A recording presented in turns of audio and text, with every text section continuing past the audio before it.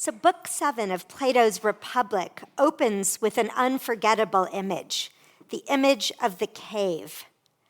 And Plato's leading character, Socrates, begins by inviting his interlocutors to imagine the situation. So I'm going to ask you to begin by imagining before I show you some modern renderings of the image. So imagine, Socrates says, human beings living in an underground, cave-like dwelling with an entrance a long way up. They've been there since childhood, with their necks and legs fettered, able to see only in front of them because their bonds prevent them from turning their heads around. So here is a modern portrayal of the story. So as you can see, the prisoners are trapped in a world of artificial light. And in fact, all they can see are the shadows that are cast on the wall. So you can see the shadow of the horse there, which is cast by the artificial firelight. So in this rendering, you can see that the light of the sun never actually reaches where the prisoners are trapped. And what this means is that what they see are these shadows cast by the artifacts that puppeteer-like manipulators carry around behind their backs. So you can see the puppeteer-like manipulators there in the blue garments. And so in this world, says Socrates, the prisoners would in every way believe that the truth is nothing other than the shadows of those artifacts. And the manipulators and the artifacts are the images produced by sophists. So they're the images that tell you what to aspire to, in what ways you can earn honors, recognitions, and rewards. And those are all going to go to the people who are best at spotting shadows, not to anyone who might have been enabled to break their bonds and start to see what's real in the light of the sun.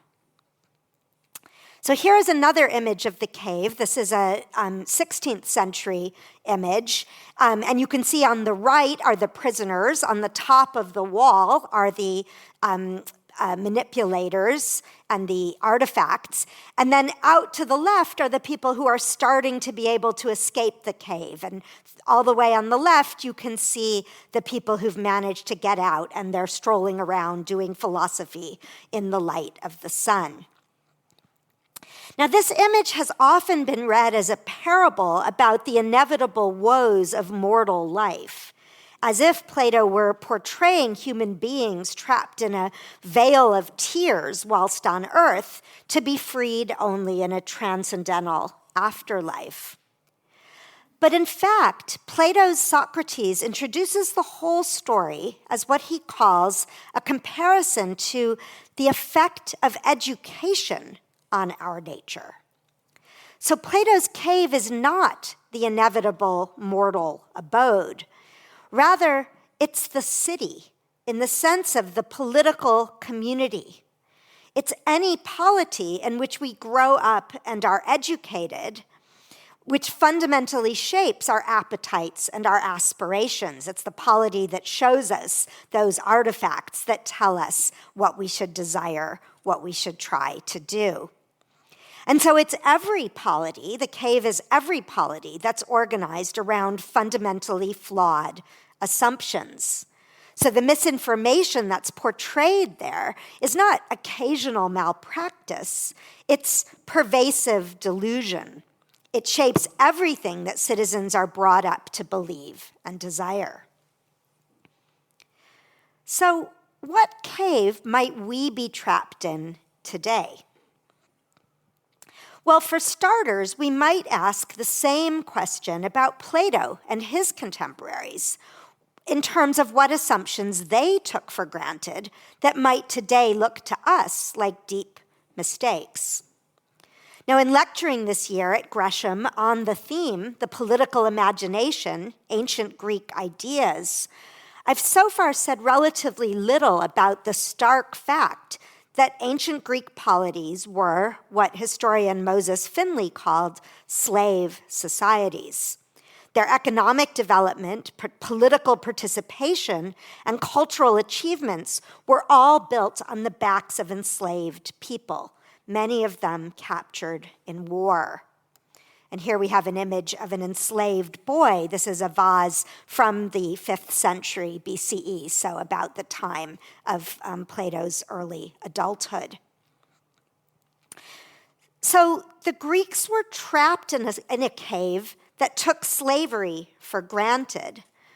Now, slavery was a fate that everyone dearly wished to avoid for themselves, as the 19th century escaped slave, the orator and statesman Frederick Douglass, would later reaffirm powerfully. And here's Douglass, who proclaimed in 1852, "There is not a man beneath the canopy of heaven that does not know that slavery is wrong for him." But as Bernard Williams argued in his book, Shame and Necessity, the Greeks overwhelmingly saw no alternative to relying upon slavery as a mode of organizing society in general. So this was the cave in which they were trapped. But you can see that that was not a natural or timeless fact. That was a social fact. It was a fact about the polities in which they lived. And it's a social fact that since has changed. We no longer think it's right or reasonable for people to organize their appetites, aspirations, and assumptions around seeking to have slaves. The honors, recognitions, and rewards that most societies offer today are no longer bestowed on those who win wars to enslave the defeated survivors, but the opposite. We would give honors to those who fight against modern slavery, not those who seek to impose it. So in that sense, we're no longer in the same cave as the ancient Greeks. And here again is the same image, another look at this image of the cave. Now at this point, you may again be wondering, why am I talking about slavery when this lecture was supposed to be about climate change? Well, consider this comparison advanced by several historians between the energy produced by enslaved humans in human history and the energy produced by fossil fuels. So dependence on fossil fuels, like dependence on enslaved people, has, in the words of Jean-Francois Mouhot, freed their owners from daily chores. And so it's provided them, again in Mouhot's words, with the leisure to read and write, perform arts, get informed, and participate in politics. Other historians have developed the concept of energy slaves as a measure of the kind of energy that machines, most of them fueled by fossil fuels, have provided us. So John McNeill estimated that in the 1990s, for example, each person alive, on average, of course there was great variation, as he said, deployed about 20 energy slaves, meaning 20 human equivalents working 24 hours a day, 365 days a year. Now, of course, the moral wrong of slavery is a categorical wrong of a unique kind. And even, we see here, even machines don't want to be slaves, right, as is depicted in this image. So the comparison only goes so far. But while this comparison of fossil fuel emissions and the machines that they power to human slavery may be a startling, even a shocking way to think about climate change, I think that's the kind of shock that Plato's image of the cave was designed to produce. Because again, the cave was asking us to consider that the bedrock assumptions on which our society is founded may be rotten to the core. So it asks us to consider that the seeming value of economic growth that allows net carbon emissions is actually a net harm. It's doing damage, not social good. And I would remind us here of a message given recently on this stage by Miles Allen, the Frank Jackson Foundation professor of the environment here at Gresham. He pointed out that from a climate change perspective, what we should most be concerned with is net emissions, so the net carbon that's added to the atmosphere, as opposed to that which might be safely captured and stored. And so it's that net carbon emissions question on which we want to focus. So from the standpoint of the cave, denying the significance of these net emissions looks like refusing to face what is true and valid. So, one more image of the cave. Insofar as we are clinging then to the comforts and familiarities of our current way of life with its fossil fuel infrastructure, are we not trapping ourselves in a modern version of Plato's cave? All the ways in which we think to achieve advantage and preeminence to satisfy our appetites and desires are like those artifacts. They're artificial. They don't hold up well. They're mere shadows compared to the light of the sun. Now, in Plato's story, the question of how easy it would be to escape the cave is actually presented in a double-edged way, and this image helps us to see it. So in one way, the cave is depicted as almost hermetically sealed. No sunlight at all gets into where the prisoners are held. It's only by traveling arduously upward that anyone can start to see the light. But in another way, in another moment, when he reflects on the moral of the story, Plato's character insists that the power to learn is present in everyone's soul.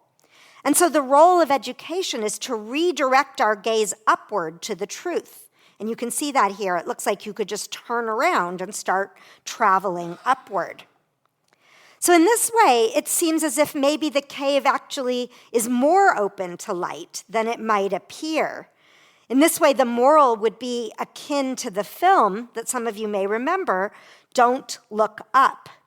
Right? So in that film, an asteroid is hurtling towards the Earth, and that sparks a movement of political denial. This isn't an image from the film, but it captures that movement of denial, right? One person trying to stop the other from seeing what's actually looming in the sky. But the message of the film is that it's still in our power to kind of tear those hands away and look up, even though, just as in Plato's story, there are these social and political pressures conspiring to prevent many people from doing so. So if we think about those two sides of the cave story, to what extent are we sort of desperately trapped, and to what extent is it in our power to start to move outside it? We can see that the paradox of our situation today is that actually much scientific light about the true nature of reality is actually getting in to our current society. And yet, people are still somehow paralyzed or resistant to action in response to it. So when I first wrote about climate change in the cave in a book called Eco-Republic, I was focused on the cave partly as sheer climate change denial.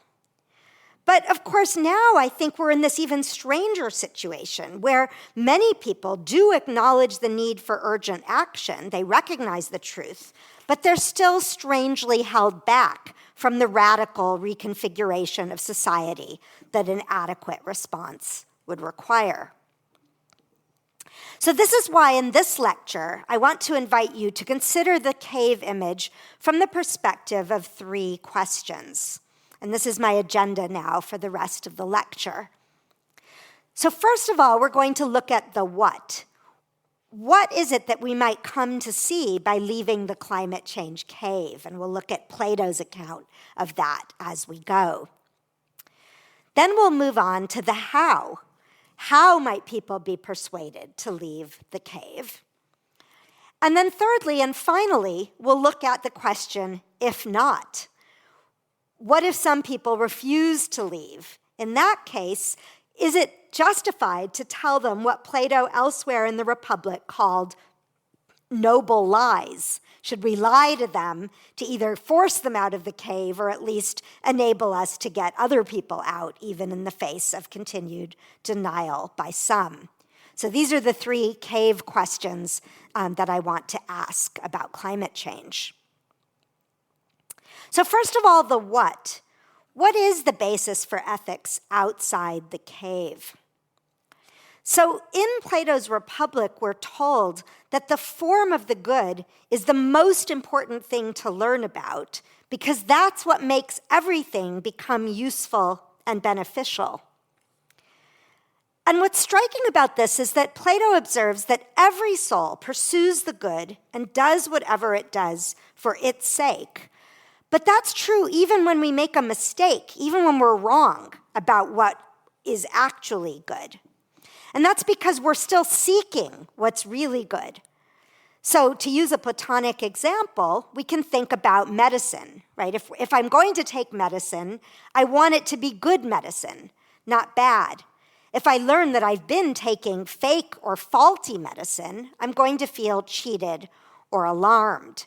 So good medicine produces real benefit, which bad medicine cannot.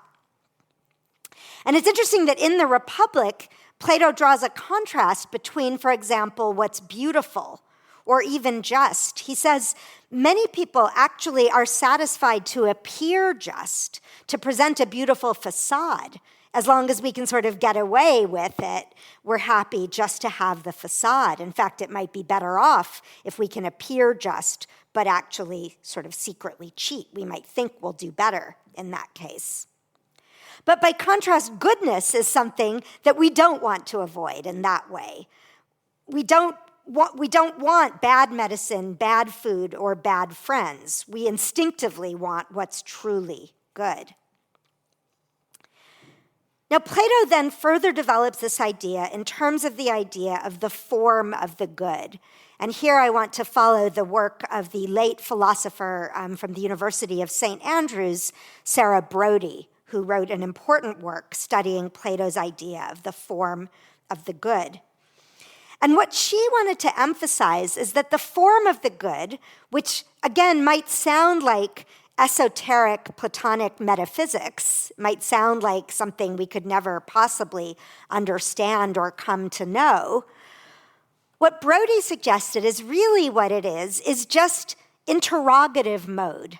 Plato's form of the good is a way of asking whether anything is good. It's really just trying to always get us to ask that simple question.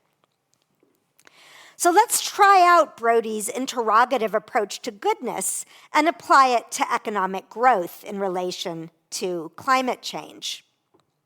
So economic growth has been a presupposition of politics in our modern cave, right? The assumption is that economic growth is a good thing. But if we interrogate that assumption, what we'll see is that we need to make it compatible with sustainability, with getting ourselves on a quick enough path to net zero. So if we measure growth in the wrong way, actually it may not be what's truly good. So as many economists have pointed out, for example, the measure of gross domestic product per capita, GDP, will value the product of carbon-polluting industries. So GDP is not an adequate measure of what's truly good because it's not going to capture the harm that carbon pollution can do. So Plato gives us this beautiful image that we should actually instead think of growth on the model of plants, right? And this is where he connects the image of the good, again, to the image of the sun. Plants ultimately are not going to grow down there in the cave. If they're only exposed to firelight, they'll eventually shrivel and die. They can only grow if they're exposed to the illumination of pure sunlight.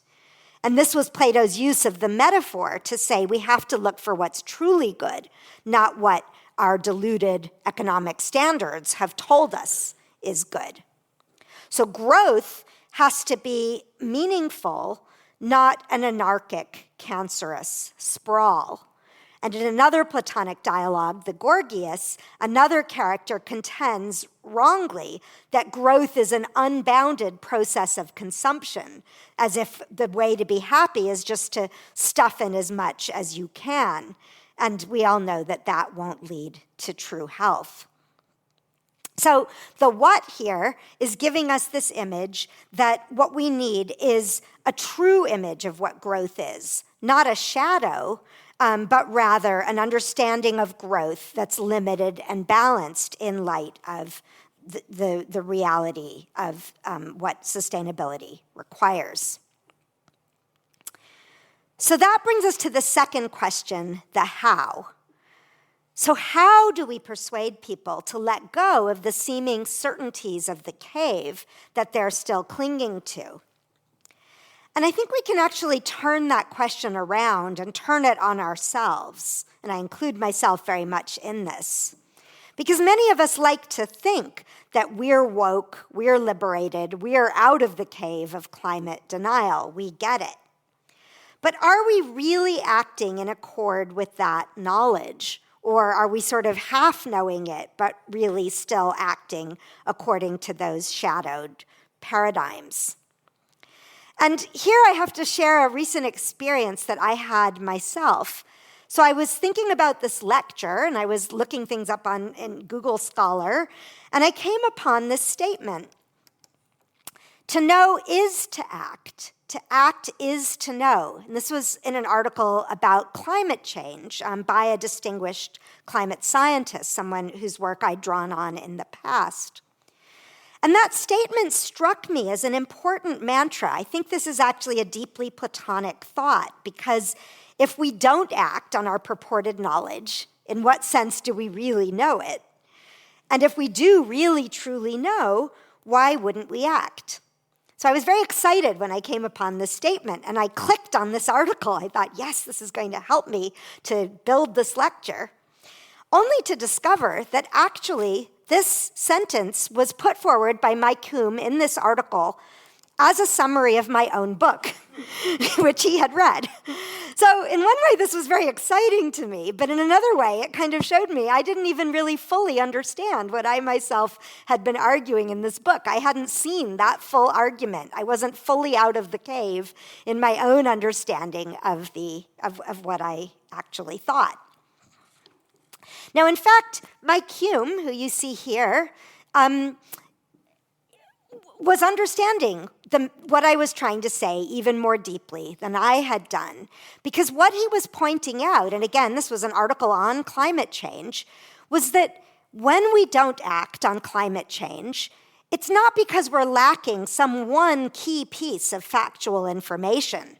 So as soon as we would get that one bulletin on the BBC, we would leap out of the cave, right? That's not the right way to think about knowledge and climate change. Rather, what Hume was arguing is that gaps in knowledge are more like thin ice. It's more like places of brittleness or weakness, which require knowledge to be thickened. And so he also relied on another philosopher who argued that knowledge thickens and extends our understanding. So to get out of the cave, it's not enough to just drop in some more pieces of knowledge. What we need to do is actually to deepen understanding. That's the only way that we'll actually be motivated to turn around, to move out, and ultimately to act, to have our understanding of the ethics and the science go hand in hand. So this brings me actually to something that I haven't talked much about in these lectures, which is, in fact, rhetoric. I am, as Professor Lintop mentioned, the Gresham Professor of Rhetoric. And actually, what I want to now argue is that rhetoric is part of the solution to this question of how we can help ourselves and others to leave the cave. When we use rhetoric correctly in scientific communication, it can help to reinforce and thicken our understanding and so our trust. And this is especially important because of the emotional and social resistance that people often display to ideas and information that they think might threaten their basic values. So I want to now draw on modern psychology and ancient Greek texts to show how serious this problem of resistance is and how rhetoric might help us. So let me start with what might seem like a trivial case. It's a game of American football. So the psychologist Dan Kahan has recalled a famous 1950s psychology experiment. And in his words, in this experiment, researchers showed students a film of an American football game in which officials made a series of controversial decisions against one side. So on one side you have one school, on the other side you have the other school, and one of the sides was the victim of bad refereeing. So when the students were asked to report what they'd seen in the tape of the game, the students who attended the offending team's college reported seeing half as many illegal plays as the students from the other institution. So in other words, their actual perception was deeply shaped by their allegiance, what they were invested in, the side that they were on. And so Kahan draws from this a moral which is very similar, I think, to Plato's cave. He says, people find it disconcerting to believe that behavior that they find noble is nevertheless detrimental to society, and behavior that they find base is beneficial to it, right? If there's a claim that would drive a wedge between them and their peers, they have a strong emotional predisposition to reject it. So people are motivated to cling to whatever position reinforces the values and the group identity that they already share. And so they will resist efforts to give them information to help get them out of the cave. Because as Kahan says, if the truth carries implications that threaten people's cultural values, then this is going to make them more resistant when they hear new evidence, not less. So we have this problem that people may not listen to the science if they think it's threatening their values. And as American Congressperson Deborah Ross recently said, when people don't trust scientists, they don't trust the science. So there's a related problem here, which is lack of trust in scientists. And this also has been shown to be a real problem that stops people from truly coming to know and understand the realities of climate change. And this is a problem that other psychologists have called cold competence. So the problem of cold competence is when groups such as scientists are judged to be competent, but they're still distrusted in terms of their intentions. And so the psychologists Susan Fiske and Sidney Dupre have found that climate scientists in particular are often distrusted in this way. People will say, we recognize they know what they're talking about. They know the science, but we don't believe that they are well-intentioned towards people like us. And Fiske and Dupre say that they will sometimes see people imputing motives to climate scientists, including, as they write, motives to lie with statistics, complicate a simple story, show superiority, gain research money, and so on. And so again, the issue here is whether experts are perceived as being well-disposed to the listeners. And if they aren't, then people are going to spurn the offer to lead them out of the cave rather than to accept it. So how do we solve this how problem? Well, here I want to turn to another ancient Greek resource, and this is from Plato's star student, Aristotle. This is a much later depiction of Aristotle. Because Aristotle wrote a work on rhetoric that can actually help us, I think, address these deep issues in communication. So on Aristotle's analysis in his work called The Rhetoric, There are 3 dimensions of rhetoric, and we have to get them all aligned if people are going to be persuaded. So there is logos. This is the domain of logical argument. This is the substance, the knowledge, what you study if you're a scientist. But there's also ethos. This is character. Your virtue, your general uprightness, whether you're trusted to do the right thing. And there's pathos. This is the domain of the emotions. So all 3 of these have to be working in the right way in tandem if a given act of communication is going to be successful. So Aristotle deploys this analysis actually to analyze exactly the kind of case of cold competence that I was just describing. So for example, he describes there are cases when listeners will say that a speaker is knowledgeable. They'll say, we recognize that speaker has a command of logos. And they may even say that the speaker is generally virtuous, that they have a good character or ethos. But they'll still distrust them. They'll still not want to listen to them. Why? Because they don't trust their emotions. They don't trust that the speaker has good emotional intent. In Greek, Aristotle used the word eunoia, goodwill, towards the listener and their own group. So Aristotle says we often feel anger towards speakers who show hubris or contempt, right? Those are forms of pathos. We show anger towards them because we think their emotions are contemptuous towards us. And he says we often become angry at those announcing bad news. We might be inclined to shoot the messenger. So this resonates, I think, with problems that we see in climate change communication. Often, people are perceived as talking down to lay audiences, showing contempt for traditional worldviews. And again, I think this resonates with what Miles Allen was arguing in his most recent Gresham lecture on the environment, when he addressed those that he called the climate establishment, saying that they have to work harder to avoid groupthink, to start thinking harder about who's being disenfranchised by our technocratic, expert-led approach to climate policy.